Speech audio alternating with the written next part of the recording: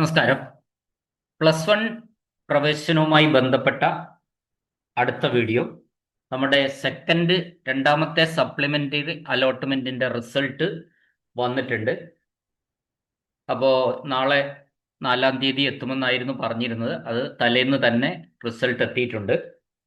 നമ്മൾ ഇത് പരിശോധിക്കാൻ വേണ്ടി നമ്മുടെ സൈറ്റായ HSCAP കാൻഡിഡേറ്റ്സ് ലോഗിൻ SWS അതിൽ ക്ലിക്ക് ചെയ്ത് വരുന്ന സ്ക്രീനിൽ നമ്മൾ എന്തൊക്കെ കൊടുക്കണം?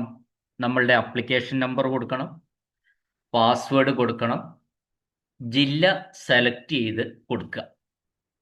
അങ്ങനെ ഒരു തവണ കൊടുക്കുമ്പോൾ നമുക്ക് കിട്ടില്ല. സാധാരണഗതിയിൽ ഉണ്ടാവുന്ന കാര്യങ്ങളാണ്, നമുക്ക് കിട്ടില്ല. ഒരു തവണ കൂടി നമ്മൾ ആപ്ലിക്കേഷൻ നമ്പറും പാസ്വേഡും ജില്ലയും, പാസ്വേഡും ആപ്ലിക്കേഷൻ നമ്പറും ടൈപ്പ് ചെയ്യുക, ജില്ല വീണ്ടും ഒരിക്കൽ കൂടി സെലക്ട് ചെയ്ത് ലോഗിൻ ക്ലിക്ക് ചെയ്യുമ്പോൾ, താഴെയുള്ള ലോഗിൻ ക്ലിക്ക് ചെയ്യുമ്പോൾ നമ്മൾ അടുത്ത പേജിലേക്ക് എത്തും. അവിടെ നമുക്ക് അലോട്ട്മെന്റ് ലഭിച്ചിട്ടുണ്ടെങ്കിൽ അലോട്ട്മെന്റ് ലഭിച്ചതായിട്ട് കാണാം. യു ഹാവ് ഗോട്ട് അലോട്ട്മെന്റ് എന്ന് കാണാം. അല്ലെങ്കിൽ sorry you have no allotment എന്നും കാണാം. അപ്പോൾ അവിടെ നമുക്ക് ഈ സപ്ലിമെന്ററി അലോട്ട്മെന്റ് റിസൾട്ട് എന്ന ഒരു ലിങ്ക് ഉണ്ടായിരിക്കും. കിട്ടാത്തവരെ സംബന്ധിച്ചിടത്തോളം അവിടെ കൊണ്ട് തീരുകയാണ്. ഈ റിസൾട്ടിൽ കിട്ടിയവരെ സംബന്ധിച്ചിടത്തോളം നിങ്ങൾ അടുത്ത ലിങ്കിൽ, അതായത് സപ്ലിമെന്ററി അലോട്ട്മെന്റ് റിസൾട്ട് എന്ന് പറയുന്ന ലിങ്കിൽ ക്ലിക്ക് ചെയ്ത് നിങ്ങൾക്ക് അലോട്ട്മെന്റ് ലെറ്റർ പ്രിന്റ് ഔട്ട് എടുക്കാം.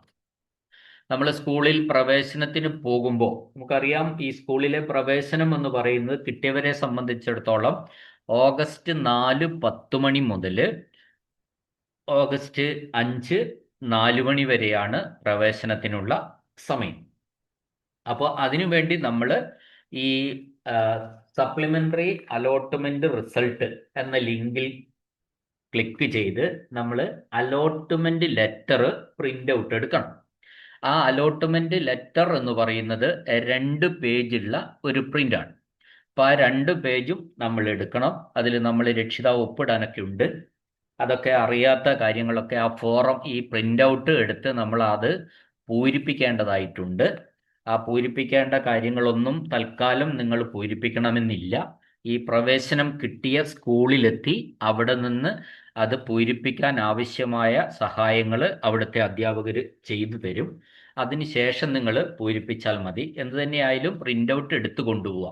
ഇനി പ്രിന്റ് ഔട്ട് എടുക്കാൻ പറ്റിയില്ലെങ്കിൽ പോലും നിങ്ങൾ പ്രവേശനത്തിനായിട്ട് ബാക്കി സർട്ടിഫിക്കറ്റുകളൊക്കെ സഹിതം നിങ്ങൾ സ്കൂളിലെത്തിയാൽ മതി. സ്കൂളിൽ വെച്ച് നിങ്ങൾക്ക് പ്രിന്റ് ഔട്ട് എടുത്ത് തരും എന്നാണ് നമുക്ക് ഇപ്പോഴത്തെ സർക്കുലറിൽ പറഞ്ഞിട്ടുള്ളത്. അപ്പോൾ ഒരിക്കൽ കൂടി സമയം പറയാം. 4-ാം തീയതി, ഓഗസ്റ്റ് 4-ാം തീയതി 10 മണി മുതൽ ഓഗസ്റ്റ് 5-ാം തീയതി 4 മണി വരെയാണ് പ്രവേശനത്തിനുള്ള സമയം. ഈ പറഞ്ഞ സമയത്തിനുള്ളിൽ, അതായത് ഓഗസ്റ്റ് 5-ാം തീയതി 4 മണിക്കുള്ളിൽ ഏതെങ്കിലും സമയത്ത് നിങ്ങൾക്ക് സെലക്ഷൻ കിട്ടിയ, പ്രവേശനം കിട്ടിയ സ്കൂളിലെത്തി നിങ്ങൾക്ക് പ്രവേശനം നേടാവുന്നതാണ്. നിർബന്ധമായിട്ടും നിങ്ങൾ ഈ പ്രവേശനത്തിന് പോകുന്ന സമയത്ത് രക്ഷിതാവും നിങ്ങളുടെ ഒപ്പം ഉണ്ടായിരിക്കണം. രക്ഷിതാവിനെ കൂട്ടിയിട്ട് മാത്രമേ എല്ലാ പ്രവേശനം കിട്ടിയ കുട്ടികൾ പ്രവേശനത്തിന് വേണ്ടി ചേരാൻ വേണ്ടി പോകാൻ പാടുള്ളൂ.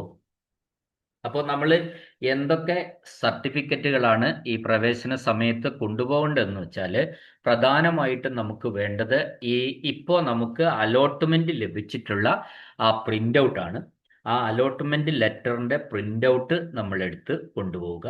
2, SSLC റിസൾട്ട് അറിഞ്ഞപ്പോൾ നമുക്ക് ഇപ്പോൾ അതിന് ശേഷം ഈ എക്സാമിൽ നിന്ന് ഒരു പ്രിന്റ് ഔട്ട് എടുക്കാം. SSLC എക്സാം റിസൾട്ട് എന്ന് പറയുന്ന ഒരു സൈറ്റിൽ അത് എക്സാമിൻ്റെ സൈറ്റാണ്. ആ എക്സാമിൻ്റെ സൈറ്റിൽ നിന്ന് നമുക്ക് രക്ഷിതാവിൻ്റെ പേരും ജാതിയും ഡേറ്റ് ഓഫ് ബർത്തും ഒക്കെ ഉള്ള മാർക്ക് അറിയുന്ന, ഗ്രേഡ് കാണിക്കുന്ന പ്രിന്റ് ഔട്ട് എടുക്കണം. അതാണ് മറ്റൊന്ന് നിങ്ങൾ 10-ാം ക്ലാസ്സിൽ പഠിച്ച സമയത്ത് ലഭിച്ച TC കൊണ്ടുപോകണം, കോണ്ടാക്ട് സർട്ടിഫിക്കറ്റ് കൊണ്ടുപോകണം, ക്ലബ്ബ് സർട്ടിഫിക്കറ്റ് കൊണ്ടുപോകണം, പിന്നെ ഫോട്ടോ ഉണ്ടായിരിക്കണം, ആധാർ കോപ്പി ഉണ്ടായിരിക്കണം, പിന്നെ നിങ്ങൾക്ക് ആ പറഞ്ഞ പ്രിന്റ് ഔട്ടിൽ പറഞ്ഞിരിക്കുന്ന അത്രയും ഫീസും ഉണ്ടായിരിക്കണം. ഈ ഫീസ് എന്ന് പറയുന്നത് ഏകദേശം ഒരു 1000-ന് ചുറ്റിലുമുള്ള, ഒരു 1000 രൂപയ്ക്ക് ചുറ്റിലുമുള്ള ഏതെങ്കിലും ഒരു സംഖ്യയായിരിക്കും ഫീസായിട്ട് വരിക. നിങ്ങളെ കൈവശമുള്ള എല്ലാ ഒറിജിനൽ സർട്ടിഫിക്കറ്റുകളും, അതായത് നമ്മൾ അപേക്ഷ സമർപ്പിക്കുമ്പോൾ അവകാശപ്പെട്ടിട്ടുള്ള എല്ലാ ഒറിജിനൽ സർട്ടിഫിക്കറ്റുകളും നിങ്ങൾ ഈ പ്രവേശനത്തിന് പോകുമ്പോൾ കൊണ്ടുപോകണം എന്ന കാര്യത്തിൽ നിർബന്ധമാണ്. അതിലേതെങ്കിലും സർട്ടിഫിക്കറ്റ് ഇല്ലെങ്കിൽ നിങ്ങൾക്ക് പ്രവേശനം കിട്ടുകയുമില്ല. ഇനി ഇപ്പൊ നമുക്ക് ഇതാണ് അതിന്റെ രീതി. Second allotment, second supplementary allotment ആണ് ഇപ്പോൾ വന്നിട്ടുള്ളത്. ആ സെക്കൻഡ് സപ്ലിമെന്ററി അലോട്ട്മെന്റ് 5-ാം തീയതി വൈകുന്നേരം കൊണ്ട് കഴിയുകയാണ്. അതിനുശേഷം വരുന്നത് സംസ്ഥാനത്ത് അങ്ങോളം ഇങ്ങോളമുള്ള ട്രാൻസ്ഫർ ആണ് ഇനി വരാൻ പോകുന്നത്. അപ്പൊ സ്റ്റേറ്റ് ട്രാൻസ്ഫർ എന്ന് പറയുന്നത് ഒരു ജില്ലയിൽ നിന്ന് മറ്റൊരു ജില്ലയിലേക്ക് ട്രാൻസ്ഫർ കൊടുക്കാനുള്ള ഒരു അവസരമാണ് കുട്ടികൾക്ക് ലഭിക്കുന്നത്. അപ്പോൾ അത് അതിൻ്റെ വിശദാംശങ്ങൾ വന്നതിന് ശേഷം മാത്രമേ പറയാൻ പറ്റുള്ളൂ. എന്നാൽ പോലും ജില്ലയ്ക്കകത്തുള്ള കുട്ടികൾക്ക് വീണ്ടും ഒരിക്കൽ ട്രാൻസ്ഫർ അനുവദിച്ചു കഴിഞ്ഞു. ജില്ലയ്ക്ക് അകത്തുള്ള കുട്ടികൾക്ക് കഴിഞ്ഞ സെക്കൻഡ് സപ്ലിമെന്ററിക്ക് മുമ്പ് ട്രാൻസ്ഫർ അനുവദിച്ചിരുന്നു. അതുകൊണ്ട് ഇനിയും ജില്ലയ്ക്കകത്ത് ഒരു ട്രാൻസ്ഫർ അനുവദിക്കുമോ എന്ന കാര്യം പറയാൻ കഴിയില്ല. എന്തു തന്നെയായാലും ജില്ലയ്ക്ക് പുറത്തേക്കുള്ള ട്രാൻസ്ഫർ, ഇപ്പോൾ കണ്ണൂരിൽ നിന്ന് മലപ്പുറത്തേക്ക്, കോഴിക്കോട് നിന്ന് മലപ്പുറത്തേക്ക്, തൃശ്ശൂരിൽ നിന്ന് മലപ്പുറത്തേക്ക്, ആ രീതിയിൽ തൃശ്ശൂരിൽ നിന്ന് തിരുവനന്തപുരത്തേക്ക് ഏത് ജില്ലയിലേക്കും ട്രാൻസ്ഫർ കൊടുക്കുന്ന ഒരു രീതിയാണ് ഈ ജില്ലകൾ തമ്മിലുള്ള ട്രാൻസ്ഫർ എന്ന് പറയുന്നത്. അത് സംസ്ഥാനത്തിനകത്തുള്ള ഏത് ജില്ലയിലേക്കും നമുക്ക് കുട്ടികൾക്ക് പ്രവേശനത്തിന് വേണ്ടി ട്രാൻസ്ഫർ കൊടുക്കാം. ആ ട്രാൻസ്ഫർ എന്ന് പറയുന്നത് ഒരേ കോഴ്സിൽ നിന്ന് സ്കൂളുകൾ തമ്മിൽ മാറ്റം, പിന്നെ കോഴ്സുകളും മാറാവുന്നതാണ്. ആ രീതിയിൽ അതിൻ്റെ കൃത്യമായ നോട്ടിഫിക്കേഷൻ വന്നതിന് ശേഷം അതിൻ്റെ വിശദാംശങ്ങൾ പറയുന്നതായിരിക്കും. അത് കൂടാതെ ഈ ട്രാൻസ്ഫർ കഴിഞ്ഞു വരുന്ന ഒന്നാണ് സ്പോട്ട് അഡ്മിഷൻ എന്ന് പറയും. അപ്പോൾ സ്പോട്ട് അഡ്മിഷൻ ഏകദേശം 10-ാം തീയതിയോ 11-ാം തീയതിയോട് കൂടിയോ സ്പോട്ട് അഡ്മിഷനും വരും. ഏകദേശം 7-ാം തീയതിയോട് കൂടി മിക്കവാറും ജില്ലകൾ തമ്മിലുള്ള, ജില്ലയ്ക്ക് പുറത്തേക്കുള്ള ട്രാൻസ്ഫറിനുള്ള നോട്ടിഫിക്കേഷൻ വരും. 10-ാം തീയതിയോ 11-ാം തീയതിയോട് കൂടിയോ നമ്മുടെ സ്പോട്ട് അഡ്മിഷനുള്ള നോട്ടിഫിക്കേഷനും വരും.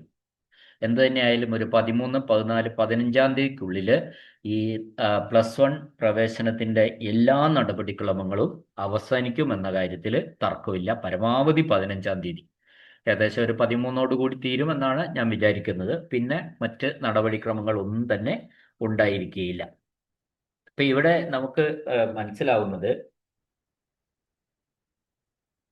ഒരു ട്രാൻസ്ഫറും നമുക്ക് ഇനിയുള്ളത് ട്രാൻസ്ഫർ ഉണ്ട്. ആ ട്രാൻസ്ഫർ കൂടാതെ പിന്നെ സ്പോട്ടുണ്ട്. ആ ജില്ല 2 ഘട്ടങ്ങൾ കൂടി ഇനി കടന്നു പോകാനുണ്ട്. സപ്ലിമെന്ററിക്കുള്ള പ്രവേശനം എന്ന് പറയുന്നത് 5-ാം തീയതി വൈകുന്നേരം കഴിഞ്ഞാൽ അടുത്തത് വരുന്നത് ജില്ലയ്ക്ക് പുറത്തേക്കുള്ള ട്രാൻസ്ഫർ. അതും കഴിഞ്ഞിട്ടാണ് സ്പോട്ട് വരിക.